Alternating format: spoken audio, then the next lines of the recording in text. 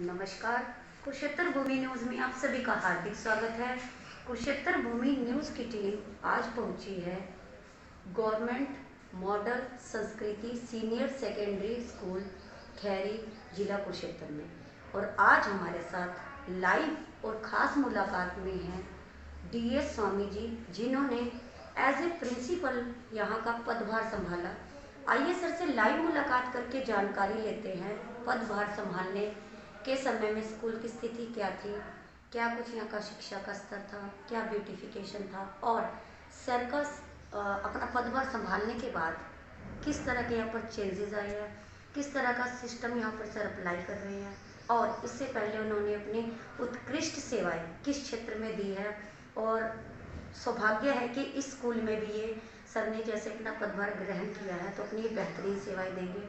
आइए सर से लाइव मुलाकात करके जानकारी लेते हैं कोविड से सेफ रखने के लिए बच्चों को और स्टाफ को क्या व्यवस्था की गई है, शिक्षा का स्तर कैसा है, और गवर्नमेंट मॉडल संस्कृति सीनियर सेकेंडरी स्कूल बनने के बाद किस तरह का चेंज आएगा, क्या एजुकेशन का पैटर्न होगा, और किस तरह से जो हर वर्ग के स्कूल में बच्चे पढ़ाई करते हैं तो किस तरह से वो 4 स्ट्रीम्स में 4 स्ट्रीम्स में arts, commerce, medical, non medical में भी बेहतरीन शिक्षा ग्रहण कर पाएंगे और अपने क्षेत्र में ख्याति प्राप्त कर पाएंगे। आइए इन्हीं सभी पहलुओं पर बातचीत करते हैं सर।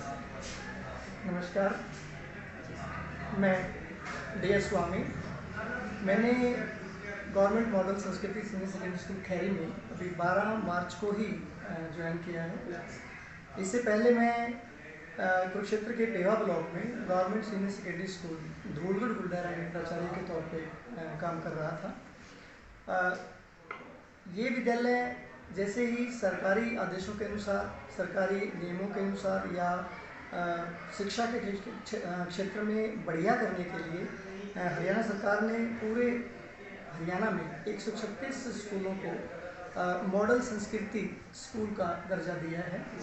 और कुरुक्षेत्र में 5 स्कूल ऐसे बने हैं जो मॉडल संस्कृति सीनियर सेकेंडरी स्कूल बने हैं। इन सब के लिए पिछले दिनों ऐड हुई प्रिंसिपल्स की सिलेक्शन करने के लिए, और मैंने भी इसमें अप्लाई किया था और सौभाग्य से मुझे इसमें सिलेक्शन मिली और गवर्नमेंट मॉडल संस्कृति सीनियर सेकेंडरी स्कूल खैरी में मुझे अपॉइंटमेंट मिली और इसी के तहत मैंने अभी यहाँ पे ज्वाइन किया। मुझे बहुत अच्छा लगा कि CBSE से जो स्कूल बने हैं उसमें पहला स्कूल ये है खैरी स्कूल, जिसमें मुझे काम करने का मौका मिलेगा और मैं अपनी पूरी निष्ठा के साथ अपने स्टाफ मेंबर्स के साथ मिलकर, ग्राम पंचायत के साथ मिलकर और जो SMC जो स्कूल की विद्यालय प्रबंधन कमेटी होती है उन सब के साथ मिलकर इस विद्यालय को ऊंचाइयों पर ले जाने का प्रयास कर रहा है।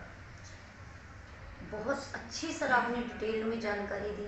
तो सर जानना चाहेंगे गवर्नमेंट मॉडल संस्कृति जो सीनियर सेकेंडरी स्कूल का दर्जा स्कूल को मिला है, कुरुक्षेत्र का सौभाग्य है कि 5 स्कूलों को इस श्रेणी में सिलेक्ट किया गया है। तो सर इसमें किस तरह का शिक्षा का स्तर रहेगा, जैसे CBSE है तो इसमें किस तरह से बच्चे अपनी एजुकेशन ग्रहण कर पाएंगे, और क्या इसका फीस स्ट्रक्चर या क्या सिस्टम रहेगा, उसका क्या सदुपयोग रहेगा सर? बिल्कुल, मैं बताना चाहूँगा CBSE स्कूल का जो 2020-21 से कार्य यहाँ पे शुरू होगा। इसमें सबसे पहले हम बात करते हैं फीस स्ट्रक्चर की। गवर्नमेंट ने निर्धारण किया है इन विद्यालयों के लिए जो CBSE स्कूल में बच्चे इंग्लिश मीडियम में जो दाखिला लेंगे उन बच्चों के लिए दाखिला फीस, यानी जब बच्चे एडमिशन लेंगे उस समय पर एक मुश्त जो राशि एडमिशन की होगी, 1 से 5 बच्चों के लिए गवर्नमेंट ने निर्धारित की है 500 रुपये और 6 से 12 बच्चों के लिए 1000 रुपये, ये एडमिशन फीस होगी। इसके बाद जो मंथली फीस स्ट्रक्चर होगा वो पहली से तीसरी क्लास के बच्चों के लिए 200 रुपये, चौथी 5वीं की क्लास के बच्चों के लिए 250 रुपये, 6 से 8 जो क्लास के बच्चे होंगे उनके लिए 300 रुपये, और 9वीं 10वीं 400 और 11 से 12 जो बच्चे हैं वो 500 रुपये। ये मंथली फीस का स्ट्रक्चर रहेगा। और जैसे हमें हिदायतें मिली हैं कि ये जो मंथली फीस जो बच्चों से ली जाएगी उसका जो प्रयोग विद्यालय की सुंदरता बढ़ाने में, बच्चों की ज़रूरतों को पूरा करने में और जो भी विद्यालय की ज़रूरत होगी उसमें ही खर्च की जाएगी। यानी एक किस्म से आप ये कह सकते हैं, विद्यालयों में अक्सर जो एक ये दिक्कत रहती थी कि हमारे पास किसी चीज़ को बढ़िया करने के जी लिए ब्यूटिफिकेशन के पैसे लिए फंड नहीं की है, जो फंड्स वो की नहीं ज़रूरत है। है, जी तो जी वो जी और वो चीज़ें हम इसमें कर सकते हैं। जी। तो सर आपने बहुत अच्छी विस्तारपूर्वक जानकारी दी यहाँ फीस स्ट्रक्चर के लिए।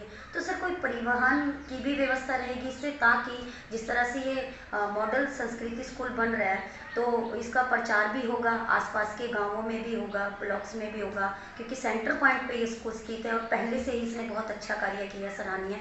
तो सर और बच्चों को या और गांव के लोग विद्यार्थियों को किस तरह से जोड़ पाएंगे, कोई परिवहन की व्यवस्था रहेगी? परिवहन की व्यवस्था ऐसा है कि गवर्नमेंट की तरफ से जो हमारे जो हरियाणा गवर्नमेंट के स्कूल्स हैं उसमें पहले से ही जो साइंस में जो बच्चे पढ़ रहे हैं जी उनके लिए परिवहन की व्यवस्था है। उन बच्चों को गवर्नमेंट की तरफ से फेयर के पैसे मिलते हैं जी और इन स्कूलों में भी अनडाउटेडली, क्योंकि गवर्नमेंट की ये बहुत ही, हमारे जो मुख्यमंत्री हैं मनोहर लाल जी, जी उनकी एक महत्वाकांक्षी योजना है योजना और है। वो चाहते हैं कि हमारे जो हरियाणा के जो गरीब तबके के बच्चे हैं, जो ग्रामीण क्षेत्र के जो बच्चे हैं, जिन बच्चों को वो सुविधाएं नहीं मिल पाती सीबीएसई स्कूल की, एक जो ऐसा आम जनमानस में जी ये माना जाता है कि सीबीएसई स्कूल अच्छे हैं, उसी अच्छे को ध्यान में रखते हुए जी गवर्नमेंट ने कोशिश की है कि ये स्कूल बनाया जाए और बच्चों को हर सुविधा इन विद्यालयों में 1 से 12, जैसे मैं खैरी स्कूल की बात करूँ तो 1 से 12 तक के बच्चों को सीबीएसई के एप्लीकेशन मिल चुके हैं। जी अप्रैल से हम एडमिशन करने जा रहे हैं। पेरेंट्स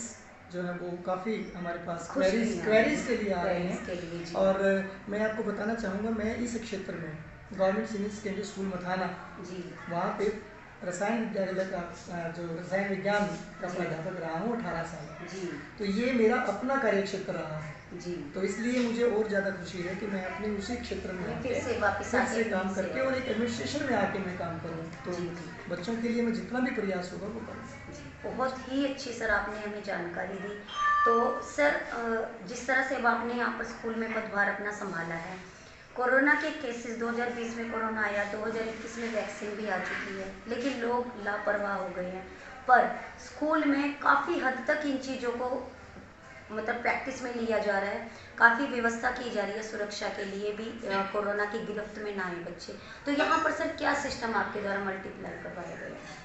ये मैंने जैसे ही पदभार संभाला 12 मार्च को विद्यालय के स्टाफ की मीटिंग ली और उस मीटिंग में पहले ही दिन से हमने कोरोना से बचने के लिए कुछ कदम उठाए हैं, वो मैं आपसे साझा करना चाहता हूँ। सबसे पहली बात हमने ये की कि विद्यालय में कोई भी बच्चा या अध्यापक या कोई अन्य कर्मचारी बिना मास्क के विद्यालय में नहीं होगा। जी पहला कदम। जी उसके बाद हमने बात की है कि जैसे विद्यालय का समय 9:45 बजे है, हमारा जो विद्यालय का गेट है वो 9:30 बजे खुलता है और 9:30 बजे हमारे कर्मचारी अध्यापक गेट के ऊपर होते हैं। जो भी बच्चा एंटर करता है मास्क होगा, उसका टेम्परेचर नोट किया जाता है, उस टेम्परेचर का रिकॉर्ड हम रखते हैं।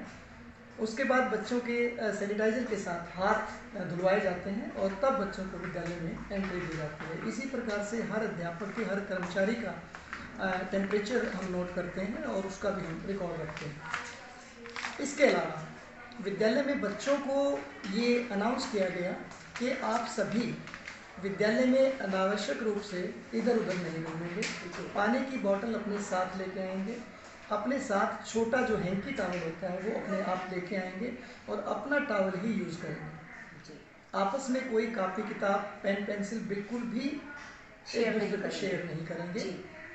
इसके अलावा हमने गेट पे ही एक प्रस्ताव पास किया है कि जैसे ही विद्यालय में हम एंटर करेंगे वहाँ पे हम 4 वॉश बेसिन लगवाने जा रहे हैं, ताकि जो भी आगंतुक, चाहे वो बच्चा है, चाहे वो टीचर है, चाहे वो कोई और माता पिता है या कोई और अधिकारी है, वहीं पे पानी की व्यवस्था होगी, साबुन होगा वहाँ पे और वहाँ पे अपने हाथ धोने के बाद ही विद्यालय में एंटर करें। इसके अलावा सोशल डिस्टेंस का हमने ध्यान रखा गया है। 10वीं और 12वीं के बच्चों को हम हर रोज़ बुला रहे हैं। 9वीं 11वीं और 6 से 8 के जो बच्चे हैं उनको हम संख्या के अनुसार रोटेशन वाइज बुला रहे हैं और विद्यालय में एक बेंच पे एक ही बच्चा अलाउड है। उस तरीके से हमने सोशल डिस्टेंस को मेंटेन किया हुआ है। बीच बीच में बच्चों को प्रेरित करते हैं कि जब भी आप कहीं जाते हैं, किसी सरफेस को छूते हैं तो हाथ अवश्य धोएं। ये हमने किया हुआ है। और एक मैं आपके चैनल के माध्यम से ये भी सभी लोगों से, बच्चों से, अध्यापक वर्ग से ये गुजारिश करना चाहूँगा कि जो कोविड वैक्सीन आई हुई है उसको आप ज़रूर लगवाएं। वो मैंने लगवाई हुई है जी। उससे कोई साइड इफ़ेक्ट नहीं है। अगर हम कोविड वैक्सीन लगवाएंगे, दूसरी डोज के बाद आपके अंदर बॉडी में एंटीबॉडीज़ पैदा होंगी जो आपको कोरोना से सुरक्षित रखें। बहुत ही अच्छी सर आपने जानकारी दी। तो सर, जो सरकार है शिक्षा को उत्कृष्ट करने के लिए हर तरह की सेवाएं दे रही है, चाहे वो मिड डे मील हो, चाहे ड्रेसिंग का हो, चाहे पाठ्य पुस्तक का हो, हर तरह के स्तर से। तो सर अलग अलग तरह के विकास के लिए जिस तरह इको क्लब्स बने हुए हैं, बालिका मंच कार्यक्रम है, और इसी तरह से डिसिप्लिन कमेटी, अलग अलग तरह की कमेटी है, तो इनका कितना इम्पोर्टेंस रहता है और क्या ये मल्टीप्लाई हो पाते हैं, बच्चों पर ये अप्लाई हो पाते हैं सर? बहुत अच्छा प्रश्न किया। विद्यालय को सही चलाने के लिए, या मैं यूँ कहूँ, विद्यालय की दिनचर्या, विद्यालय के कार्यों को सुचारू रूप से चलाने के लिए विद्यालय में इन सभी क्लब्स या जो इको क्लब है, बालिका मंच है, इन सब की बहुत ही निहायत ही ज़रूरत है जी। मैंने अपने विद्यालय में आने के बाद सदन व्यवस्था शुरू की जी। और मैं अगर आपको बताऊं, सदन की व्यवस्था हमने इस तरीके से की है कि सदन अपनी टर्म के अनुसार, अपने कार्यकाल में डिसिप्लिन विद्यालय में, कोरोना से जो सुरक्षा के जो हमने मापदंड किए हुए हैं उनको लागू करवाना, पढ़ाई की व्यवस्था देखना, विद्यालय में जो भी जितने पार्क हैं, प्लांटेशन है, उनको सुरक्षित रखना, उसमें वाटरिंग करवाना, वो सारा उनकी ड्यूटी होती है। हमने विद्यालय में 4 सदन बनाए हैं। सदनों के नाम है स्वच्छता सदन, वो जो पहले वीक होगा, और स्वच्छता सदन जैसे नाम इंडिकेट करता है वो विद्यालय की स्वच्छता को ध्यान में रखेगा हम महीने के पहले। उसके बाद सद्भावना सदन, यानी हम एक दूसरे के प्रति अपनी सद्भावना रखें। सदाचार सदन, जो हमारा आचरण हो, जो हमारा व्यवहार हो वो बहुत बढ़िया हो जी। और लास्ट में साक्षरता सदन जी। जब हमारा स्वच्छता होगी, सद्भावना होगी, सदाचार हमारे अंदर आ जाएगा तो नो डाउट हम साक्षर बनेंगे, पढ़ाई की तरफ से ध्यान जाएगा। रही बात इको क्लब की, इको क्लब में हमने बच्चों को रजिस्ट्रेशन किया हुआ है और जब भी बीच में जैसे सैटरडे है या हम बीच में पीरियड रखते हैं, वो बच्चे विद्यालय में जो भी ब्यूटिफिकेशन है विद्यालय की, प्लांटेशन का और सारा वो इसको देखते हैं। बालिका मंच में जो हमारी बेटियां हैं उसमें बच्चों के लिए हाइजीन एक बात है, वो हमने जो इसमें बालिका मंच में जो इंचार्ज हैं वो मैडम ही हैं, वो उनकी वीकली या 15 दिन में एक मीटिंग लेते हैं और वो सारी बातें उस पर बच्चे शेयर करते हैं मैडम के साथ, जो भी उनको प्रॉब्लम होती है उनको दूर करने की कोशिश करते हैं। बहुत ही अच्छी सर आपने हमें जानकारी दी। तो जिस तरह से शिक्षा के क्षेत्र में तो बच्चे उत्कृष्ट कार्य कर ही रहे हैं, तो इसके साथ साथ आप थोड़ा सा हमें और भी बताएं कि आप सर और क्या प्लान लेके चल रहे हैं बच्चों को सांस्कृतिक स्तर पर, खेल स्तर पर, संस्कार के माध्यम से, या किस तरह से आप बच्चों को और ज़्यादा उनका विकास कर पाएंगे अपने अनुभव के द्वारा सर? देखिए, ये जो विद्यालय हैं, गवर्नमेंट का भी यही उद्देश्य है और हमारा भी यही उद्देश्य रहेगा कि बच्चे की ओवरऑल डेवलपमेंट हो। ओवरऑल डेवलपमेंट आप ये कह सकते हैं पूरा बहुमुखी, जो चहुमुखी विकास बच्चे का हो, उसमें पढ़ाई के साथ साथ खेलों की बात जहाँ तक है, हमारे विद्यालय में पीछे अगर हम देखेंगे तो खेल ग्राउंड है और इस विद्यालय में खेल नर्सरी भी है गर्ल्स के लिए, कबड्डी की। एक बार मैं सर थोड़ा सा बात को रोकना चाहूँगी। जिस तरह से सर से हम बात कर रहे थे, वे शिक्षा के साथ साथ और किन किन क्षेत्रों में बच्चों को आगे बढ़ाया जाएगा, तो पहले पार्ट में हमने काफ़ी अच्छे से जानकारी ली सर से मॉडल संस्कृति विद्यालय के बारे में, और भी कई सारे पॉइंट्स थे इसके बारे में जानकारी। आइए अगले पार्ट में हम और ज़्यादा जानकारी लेते हैं इसी स्कूल के प्रांगण के बारे में और यहाँ की गतिविधियों के बारे में, जहाँ पर नियमित रूप से कम फीस में विद्यार्थियों को उचित शिक्षा दी जाती है। उन्हें नियमित तौर पर पेड़ पौधों के साथ साथ कई तरह के अन्य फूलों की जानकारी भी दी जाती है। यहाँ पर बच्चों को अलग अलग तरह के विषयों के बारे में बताया जाता है, जैसे कि अंग्रेजी और विज्ञान की भी उचित जानकारी दी जाती है। और इस कोरोना बीमारी के दौर में सभी बच्चों को मास्क लगाकर आने पर सख्त निर्देश दिए गए हैं। कोई भी विद्यार्थी बिना मास्क स्कूल में प्रवेश नहीं कर सकता। आइए अब हम थोड़ी जानकारी लेते हैं वहाँ के प्रिंसिपल से। जैसे कि अभी हम पहले पार्ट में स्कूल के बारे में बहुत अच्छी जानकारी ली हमने, और हम दूसरे पार्ट में ये जानकारी लेते हैं शिक्षा के साथ साथ और किस तरह के कार्यक्रम हैं जिनके द्वारा बच्चों का विकास किया जाएगा हर एक क्षेत्र में। बच्चों की ओवरऑल डेवलपमेंट के लिए सबसे पहले मैं बात करता हूँ खेलों की। इस विद्यालय में खेल ग्राउंड है, बहुत ही बढ़िया खेल ग्राउंड पीछे बना हुआ है। और मैं आपको बताना चाहूँगा यहाँ पे खेल नर्सरी भी है, गर्ल्स के लिए खासकर कबड्डी की नर्सरी है यहाँ पे। और इसके लिए हमने अभी ऑर्डर दिया है, जो मैट जो होते हैं, जो प्लास्टिक मैट है, ताकि बच्चे आराम से उस पर खेल पाएँ, वो हमने व्यवस्था दी है, ऑर्डर दिया है। और बच्चों के लिए योगा के लिए हम मैटिंग वगैरह वो उसका व्यवस्था है। तो खेलों में बच्चे, यहाँ के जो बच्चे हैं, काफ़ी पार्टिसिपेट करते हैं और उसके ऊपर हम ध्यान भी देते हैं। इसके अलावा संस्कार की बात जहाँ तक है, आजकल कोरोना की वजह से थोड़ी सी एक प्रॉब्लम है कि हम सुबह प्रार्थना सभा नहीं कर पाते, लेकिन हमने उसका एक वे आउट निकाला है। प्रार्थना तो हम नहीं करते, सीधे बच्चे आते हैं, क्लासेस के अंदर जाते हैं, लेकिन हमने सुबह 9:30 बजे ही विद्यालय में साउंड सिस्टम जो हमारा है उसमें गायत्री मंत्र का उच्चारण होता है, ताकि एक बच्चों में एक ऐसी भावना जगे, थोड़ा सा पढ़ाई का माहौल बने।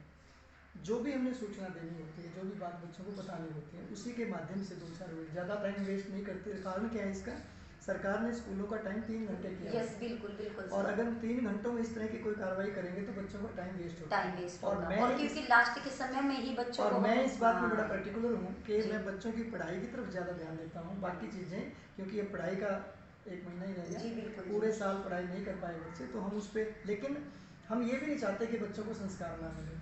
तो वो बस यही है कि 9:30 से लेकर 10 बजे तक विद्यालय में जैसे बच्चे आते जाते हैं, गायत्री मंत्र का उच्चारण होता है। जो हमने कोई विचार, आज का विचार या कुछ बात कहनी है, 2 मिनट के लिए वो हम कह देते हैं। जब विद्यालय ऑफ होता है उसमें भी हमने क्या किया, एक राष्ट्र भावना जगाने के लिए जैसे ही 1 बजे हूटर बजता है विद्यालय का, राष्ट्रगान के लिए बच्चे अपनी कक्षा में टीचर्स के साथ वहीं खड़े होते हैं। राष्ट्रगान होने के बाद फिर बच्चे डिस्पर्स होते हैं, और विद्यालय से जब बच्चे जाते हैं, एट दैट टाइम भी हम सोशल डिस्टेंस का ध्यान रखते हैं कोरोना की वजह से। तो ये है संस्कार बच्चों के, हम बीच बीच में बातें करते रहते हैं। विद्यालय में हमने बच्चों की स्टूडेंट काउंसलिंग भी बनाई हुई है। बच्चे उसमें हमें यहाँ पे मेरे पास आके बताते हैं कि हमारी, मान लीजिए कोई प्रॉब्लम है, कोई क्लास नहीं लगी। कई बार क्या होता है, विद्यालय में कोई काम हो जाता है, अध्यापक कहीं ना कहीं व्यस्त हो, तो हम बच्चों से बात करते हैं, वो बताते हैं कि यहाँ पे ये प्रॉब्लम है, और जैसी प्रॉब्लम आती है फिर उस तरीके से हम उसका कोशिश करते हैं।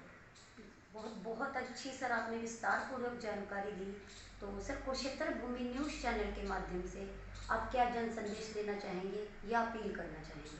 अपील तो, सबसे बड़ी अपील तो ये है, क्योंकि मैंने सीबीएसई विद्यालय में ज्वाइन किया है, यहाँ का जो आसपास के जो ग्रामीण गांव हैं, वहाँ के अभिभावकों से मेरा ये निवेदन रहेगा कि अपने बच्चों को ज़्यादा से ज़्यादा इस विद्यालय में एडमिशन कराएं, क्योंकि 1 से 12 ये जो स्कूल है वो सीबीएसई से एफिलिएशन मिल चुकी है इसको। इंग्लिश मीडियम का जो काम करने का जो तरीका रहेगा, इंग्लिश मीडियम रहेगा, और यहाँ पे वो हर सुविधा आपको मिलेगी जो प्राइवेट स्कूलों में आप आशा रखते हैं, उससे भी ज़्यादा हम सुविधा रखना चाह रहे हैं। तो मेरी आपसे निवेदन है कि अपने बच्चों को ज़्यादा से ज़्यादा इस विद्यालय में दाखिल कराएं। दूसरी बात, कोरोना का समय है, कोरोना से आपने अपने आप को भी बचाना है और दूसरों को बचाना है। हम तभी बचा सकते हैं दूसरों को जब हम अपने आप को बचाएंगे, और इसके लिए 3 ही बातें हमें ध्यान रखनी है। Always use mask, keep social distance and keep doing hand washing. तो मेरी तरफ से यही संदेश रहेगा सभी को। बहुत बहुत सर, आपका हार्दिक धन्यवाद। तो बने रहिए कुरुक्षेत्र भूमि न्यूज़ के साथ। घर बैठे ही आपको शिक्षा क्षेत्र से जुड़े हुए विशेष और उल्लेखनीय कार्य करने वाले शिक्षा संस्थानों का आपको विजिट कराते रहेंगे और नई नई खबरों से आपको अपडेट करते रहेंगे।